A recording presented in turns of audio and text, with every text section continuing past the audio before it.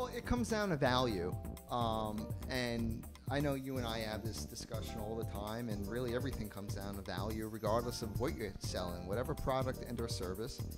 We're mostly speaking about services with DJ entertainment. Comes down to value, and it's not a lack of industry in St. Petersburg or the surrounding area. For clubs, It's a lack of infrastructure. Yeah. I want to use a different I word. I want to use the word infrastructure instead of industry, right? So it's that to have an industry, right, it's a little more further along. You need to have the infrastructure in place.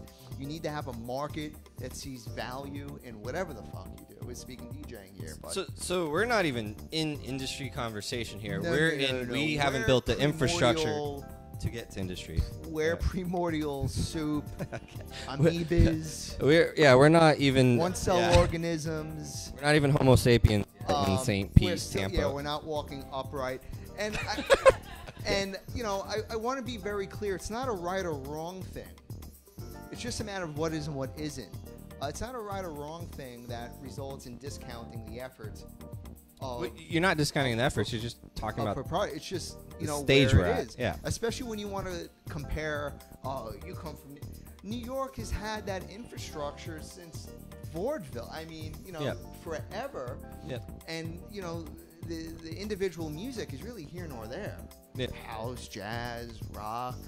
And we can talk about the country at this point, where it's like America is a young country compared to like European civilizations and stuff. So it's just that in a microcosm of music and industry. But I want to be very clear here with differentiating between the infrastructure and the industry, because again, it's not meant to detract from anyone's tenacious efforts, any proprietor, any club owner, or just any business, because any business could do a pop-up party. It's what we did in the city all the time. There used to be parties next to fucking toxic canals. The Mr. Sunday party. Yeah.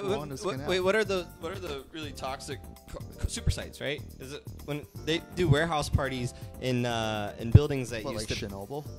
Basically, in New York, they were doing warehouse parties in places they're called Superfund sites or something. So not fun. So you'd start off DJing with like 2 arms, and then like the third one would grow out of your ass. It was more.